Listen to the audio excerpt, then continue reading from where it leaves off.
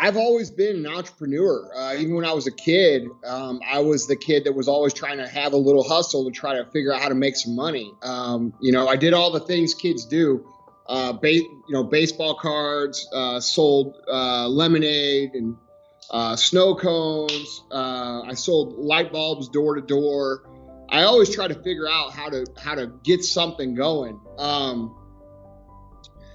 I didn't do well in school because I always knew what I wanted to do. I knew I wanted to be a business owner, and I knew I could recognize information that was relevant to that and what it wasn't. So it wasn't that I wasn't a smart kid. It was just that I knew what I was interested in, and I didn't pay attention to anything that I wasn't. So it was almost like I was just hyper-focused. And, I went through school. I struggled. I was a good athlete. And then when I got out of high school, I went to college like you're supposed to. And my first year of college, I realized very quickly that it wasn't what I wanted to do with my life. And so I quit, and I started a small company in 1999 called Supplement Superstores, which is a retail chain of vitamins and sport performance supplements and health supplements. And I did that with my business partner, Chris, who's still my partner today. And we started with $12,000, and we got the $12,000 by painting the parking lot stripes, the parking spaces, and we did that, and we were able to accumulate a little bit of startup money, and we got the business off the ground. And that first 10 years were very hard. That first day we sold $7. The second day we sold $0. The third day we sold $22. We didn't have a day over $200 for 8 months. Our second store took us 6 years. So, it was very slow. The first 3 years of business, I made $0. I had to work other jobs the whole entire time to even keep the store open. And then we got to a point where in 2010, we had some things going. We had 6 stores at that time. And we decided we had just got First Form started. We had one product, and we weren't rich after 10 years, basically, and we had to have a conversation of reality where it was, well, do we want to keep doing this, or do we want to do other things? Because Chris and I were only making $695 a month 10 years into the business. So we could have literally made more money working at McDonald's or working at, anywhere. And so we had to get real with where we were in life. We were both nearly 30 years old. But there was one thing about what we did that we enjoyed, which was in our business, when you help someone learn about nutrition and exercise and how to eat and how to train, there are incredible transformations happen. We would have these people that would come in after 6-7 months of training, after talking to us, and they'd be unrecognizable. They'd have tears in their eyes. They're super happy. And we loved that part of the business. That was a part of the business that we really enjoyed. And so we kind of got to a point where we were like, well, we don't really want to do anything else, but we know we're not going to be wealthy doing this. So let's just try to replicate that result with people the best that we can. And when that happened, everything changed for us. We grew 100% 5 years in a row, and everything started to click because we took the focus off of what we could get and put it on what we could give. And so fast forward another 10 years, 11 years, and here I am. So that's how I got the job. Yeah, wow. That's interesting. So crazy stories. I know you always talk about more often of the hard times, the stuff that people don't talk about. You're not a fan of the glitz and the glamour and the Lamborghinis and all that kind of stuff, the get rich quick kind of rubbish that's out there. I'm curious around, kind of just for clarity for the audience, kind of for those that aren't familiar with how big First Form is now and what you've done with the 75 Hard Challenge. Like, can you give a bit of an idea of like scale with First Form now? Oh yeah, we should, if things continue, we should hit 500 million in sales this year. So, I mean, we're big. For a couple guys that have no clue what the fuck we're doing okay. So, so I mean, that's definitely important to know. And the last 3 or 4 years, we've had about an 80% growth rate every single year. So we've been doing very well, staying on the throttle. And our goal is we want to be the next Nike level, Under Armour level, Adidas level brand for people out there that doesn't just have apparel, but also performance, such as like Gatorade, right? So we're trying to combine those two worlds into one super company. And it's just going to take, it's going to be a lifelong project for us, for sure. Yeah, wow. And everything that you're doing, are you extremely active in the company, or have you taken a little bit of a step back, or? No, I'm here every day just like normal, and I do what a normal CEO would do, I handle all the different departments. I meet with everybody once a week. I haven't removed myself from that in regards to First Form. Now, a few of the other companies that we own, we do have guys that act as a CEO, things like that. My brother helps me out with running First Form a lot. He's the president of First Form, so him and I kind of handle the CEO duties together. But it's just, trust me, man, I wish I could back myself out of it, but we have so far to go. I feel like it won't happen unless I'm still in it. So it's just, so Nathan, for me, like a lot of people will say, oh, congratulations on success and this and that. But for me, the last 20 years have been just so that we can get into that bigger game. So now we're in a situation where we can actually compete at a bigger scale. And, it's almost like having a brand new business because everything changes. And that's really exciting as well. So you've talked to, thousands and thousands and thousands of guys, the guys that get to this level where we're at, we're built for this, man. It's in our blood, and I can't get out of it even if I wanted to. And I could, I could do whatever I want. Like if I wanted to buy a ranch up in Montana and disappear and never post again on the internet, never do another podcast, I could do that today. And I personally would be fine. But I take the responsibility of having employees and being responsible for their development and their livelihoods very serious. I have a lot of guys who have been with me for 10, 12, 15 years who started out at $7 an hour that are now, making considerable income. And my goal is to create the opportunity for them to have the life that they want, just sort of how they've done that for me, if that makes sense. So I feel a real serious obligation to my people. And that's why I haven't backed out. And that's why I haven't sold. And that's why I haven't taken money off the table. And I've just kept in because they were there for me and I'm gonna be there for them. And that's how it worked. And everybody asks, like, how do you guys have the relationship? How do you have the culture that you have and all? And it's because of what I'm talking about right now. They know that I'm there for them. Sal's there for them. Our leadership is there for them, and they're there in return for us. So it's a total cohesive team effort in this building. You know what I mean? Yeah, no, I really respect that. I have heard a lot about your culture and how intentional it is and how you've built it strategically. Even one of my senior leaders, our head of marketing, Dave, massive fan of yours. A lot of people that found a team's massive fan of yours. So everyone was really pumped when we were interviewing you. And I'd love to hear kind of like that intention. Like, can you tell us about your company values and what would like onboarding look for like a new team member in the first couple of weeks? I'd love to hear. Yeah, for sure, man. So, I think part of the problem when it comes to culture and business owners is that most business owners and most people think that culture is an accident.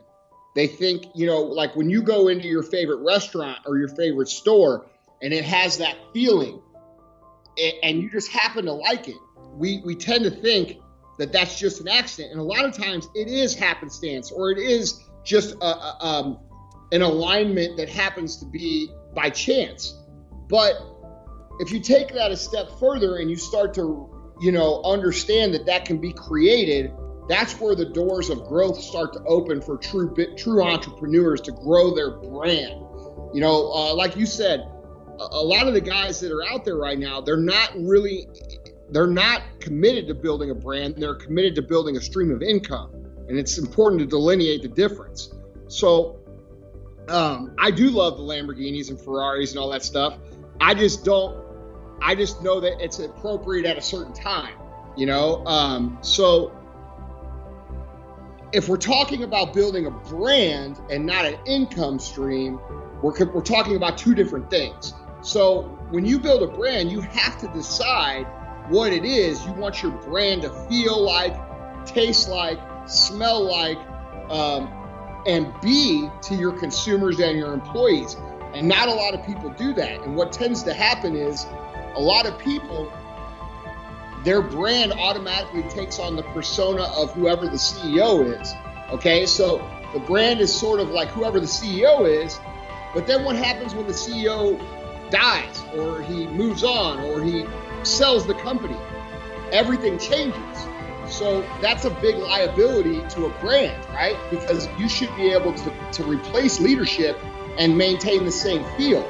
So how do you do that? Well, you have to design it intentionally.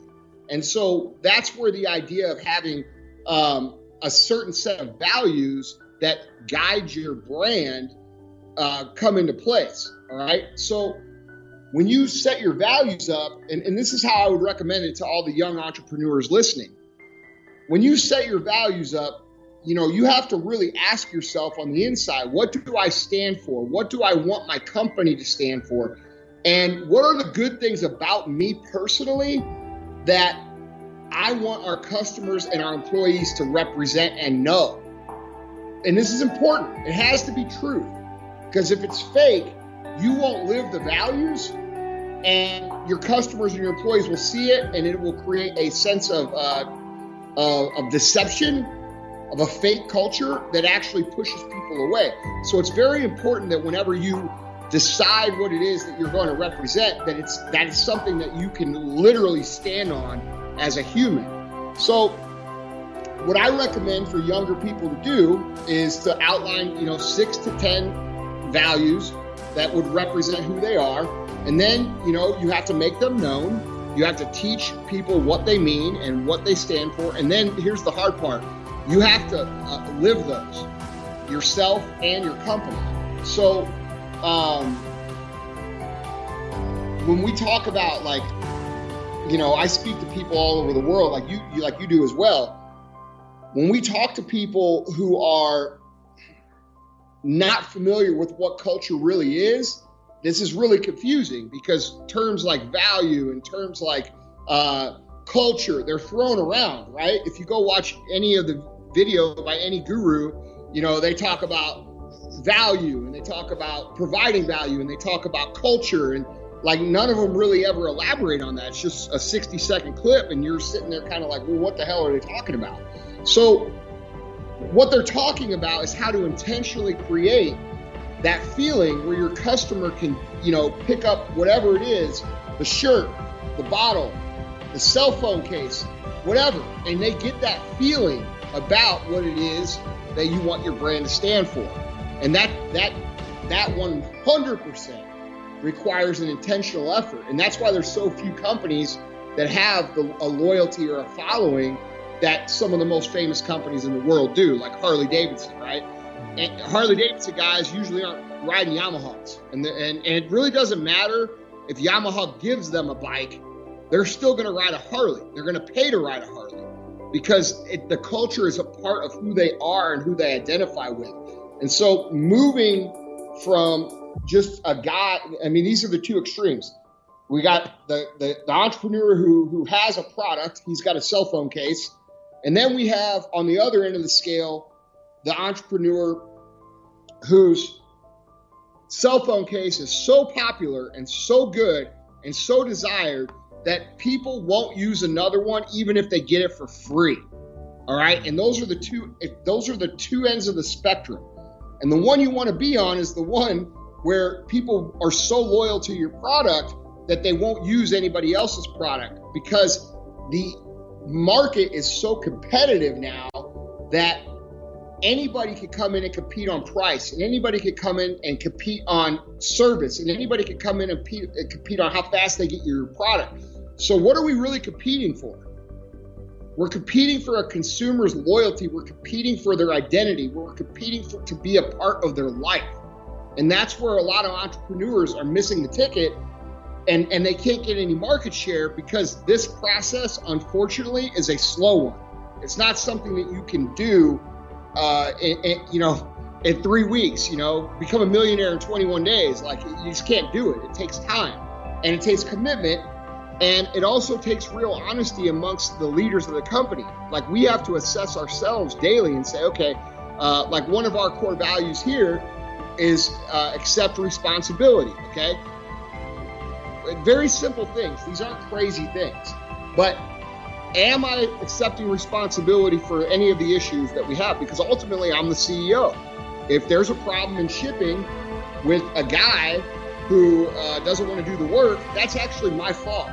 And the reason it's my fault is because I didn't put in place enough of a system or teach enough to where that would be eliminated as a problem. It's kind of like what Jocko talks about with extreme ownership.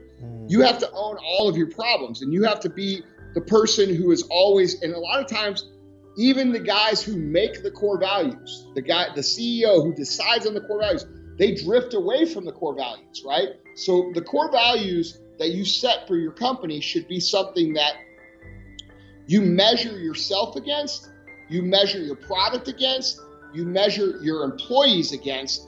And then the big key here is, not only do you measure them, but you correct and reward in those areas as well. So, for example, if I were to go out and talk to this person in the warehouse who's having a bad time or a difficult time, I would talk to him. I wouldn't go out there and I wouldn't say, "Hey, Joe, you're really screwing up. You're doing a terrible job." That's not what I would do. What I would do is I would say, "Hey, Joe, I heard that you're having some issues with this, okay? And on the wall in the warehouse are the core values. They're real big." And I would say, "Here, let me help you. You're struggling with this. What core value does that correlate to up there on the wall?" And I would have a conversation with them about what that, well, he would say, and he'd probably say, "Well, I don't know. I guess I'm just being kind of lazy." And I say, "Okay, good. Where's that fit in?" He's going to say, "Be disciplined." Okay, because that's another core value. And I'm going to say, "That's right." Now, and so basically we have a teaching moment, right? And we might do that 3 or 4 or 10 times as long as they're continuing to progress. Now, if you go out and coach this person or correct this person on this system and they don't make the adjustment on their own, you know what happens. We have to move on, so we have to weed people out then. But that's just a real simple example of how you would sort of thin the herd to make sure that culture people are first. And, a lot of people reward on sales, and they reward on, very easily measurable metrics. But what the problem with that is that that's not truly what builds great culture, because what happens is we end up with this almost like killer shark mentality, right? Where it's all about the sale and it's never about the customer. And that ruins the customer experience. So what we do is we actually reward peer review rewards based on our core values consistently. And what that does is that helps people strive towards the values which produce the business. So we are a culture first company and sales second. Bro, this is like a 6-hour conversation. I mean, I could go on and on about this, but hopefully that paints a picture of how we have to tie it together intentionally. Yeah, it does make sense. And is that how the awards comes into it?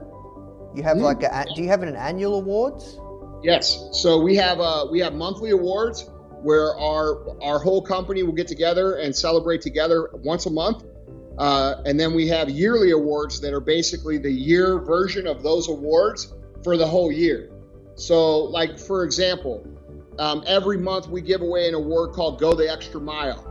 Go the Extra Mile is exactly what it sounds like.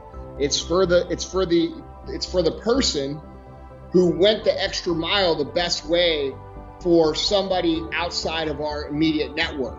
So the example that I talk about a lot, one of my guys here, Drew, who started out as a $7 an hour guy, he has a great, he won Go the Extra Mile award. One time, we had a customer come in shopping at our retail store. The customer's battery went dead. Drew went to the AutoZone, the store we have here. He bought them a battery and installed it in their car, and then got them back on the road as a nutrition store employee. Okay, so this person came in and then they left, and their experience is going to be legendary from now on, right? Like, what's that person saying about the company forever? So we reward Drew with a monetary bonus for creating those experiences. And when you start to reward people for creating those kind of experiences, you can imagine what it does for your sales. Yeah, no, that's really smart. So I'd love to switch gears and talk a little bit more about kind of this movement that you're building with 75 Hard and also First Form. So you're obviously, like, you're very, very talented at community building, you know, like insane, like lifelong advocates that are promoting your personal brand, your company's brands. Like, how do you do that? Like what is the method behind that? Like, what is the intention? What is the strategy behind that? Bro, I wish I could tell you, man. I ask these guys all the time, why the f do people listen to me? I think what it is, brother, honestly, is that I'm a regular guy. And I think, you know, if you put a camera on me, I'm not polished. I'm going to say what I want to say, and I'm going to tell the truth. And I think just that truthfulness has got me a long way with that. And so, you know, with the 75 Hard program, you know, that's the truth. That's what I've used myself to build what everybody sees. And I use it, you know, I'm very open. For the last 20 years, I've suffered with very severe depression on and off. I used the 75 Hard program to help me some of the most difficult times through my life. And I used bits and pieces of it. And it wasn't until last year, 2019, that I decided, I'm like, okay, we're just going to call this something and we're going to put it out there so people can use it too. And that's what happened. And, you know, I explained what to do and people started doing it and it worked for them. And when things work and you have a good product, they spread. So I don't, like, when it comes to growing an audience like that, I wish I had some more strategy, but the truth is, bro, I just tell the truth, man.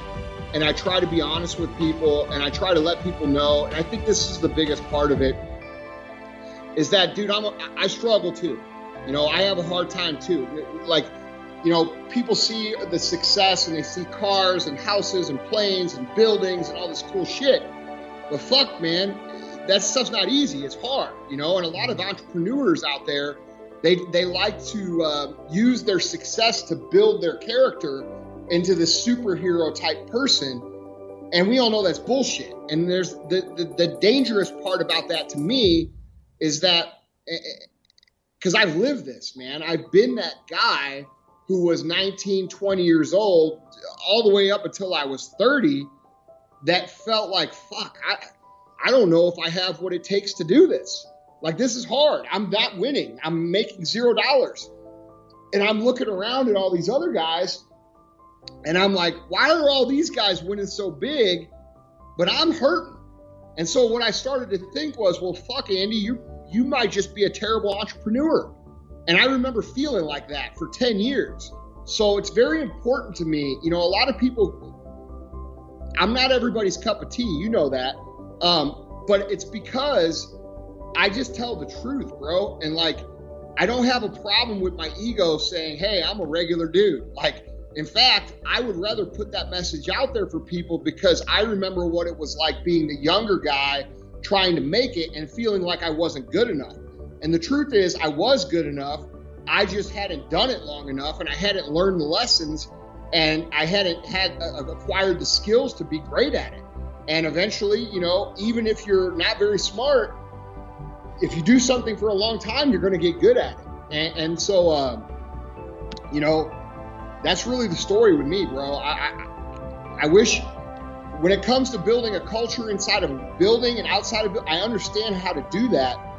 But the truth is, to run that culture, it takes realness, it takes honesty, it takes transparency, and a lot of people can't wrap their brain around that. They still want to like play the part, so to speak, and I think that's for their own ego. I think a lot of guys out there, they want to be a big deal, and I think that when you want to become a big deal at such your desire becomes so strong to be a big deal over your obligation to show people that they can do things that they're capable of. I think the obligation there is to tell the truth and say, hey, I'm not that great, and you have more skills than me. I tell DJ this all the time. DJ is my security guy.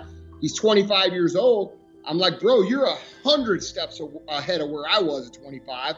And he's, you know what I'm saying? So like, I feel an obligation to really show people that they can fucking do it, man. And that's really what it comes down to. And I really think, because I have this conversation all the time, man. Like, I'll be in the pool with my wife and we're talking, and I'm like, what is it? Like, why do people care? And I think they care because I care. I think that's the truth. So that's my best guess at least. I don't know. Yeah, it's that authenticity. You're an extremely authentic guy. And I think people really resonate with that. And you're very open, you're very honest, it's no bullshit. And you show vulnerability as well, which I think people can really connect with. And you talk about the hard times, and you definitely show up on the hard times more than most. I'm also curious, at the level you're playing at right now, you talk about how you used to compare yourself to others. Do you compare yourself to others right now at the level you're playing at? Yeah, but it's not who you would think. A lot of people ask me that, and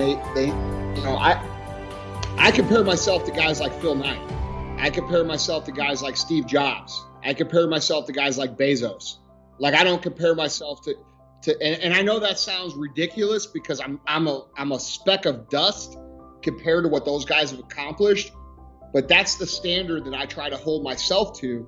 And I tell myself, okay, those are lifelong guys. Those are guys who gave their whole life to what they have. And I'm 40 years old. I haven't given my whole life to that yet. So in a lot of ways, my mentality is probably the same as a lot of the younger guys now when they look at me, right? And so I'm really in the same boat. It's just at a different level, I don't want that to sound arrogant, like, I think I'm like that. No, that's where I aspire to go. Because I realize also that when we build a company to that level, like, we can do a lot better job than I think any of those companies actually building our economy locally, making a good difference in the world, as opposed to just, there's a lot of good that can be done with a company that size. And I don't see any of the big companies doing it. I see a lot of big companies pretending to do it. But like we see with, let's say Nike right now, where they're making products in China and they're not even paying their workers. Like, that's not okay. I would not be okay with making money that way. So I feel like we have an obligation to get to that level so that we could show the world what it looks like to do it the right way and not just go all in on corporate greed. Yeah, no, I agree. So I'm curious as well, who do you learn from to play at the level you're playing right now and to aspire to, build a multi-billion-dollar brand? Well, that's interesting, brother, because I kind of find myself right now without anybody to talk to. Just like a lot of entrepreneurs who are at the beginning, they feel alone, right? But they have podcasts to listen to from like guys like you, guys like me, guys like Ed Milet, guys who have done things to get coached upon. And there's lots of other guys, like Dan Fleischman's a guy, I told you, he's my friend, he's here, right here. I haven't built those relationships yet, to be honest. So I'm sort of in that no man's land is where I call it, where you're going to go through a number of times through the phases of entrepreneurship.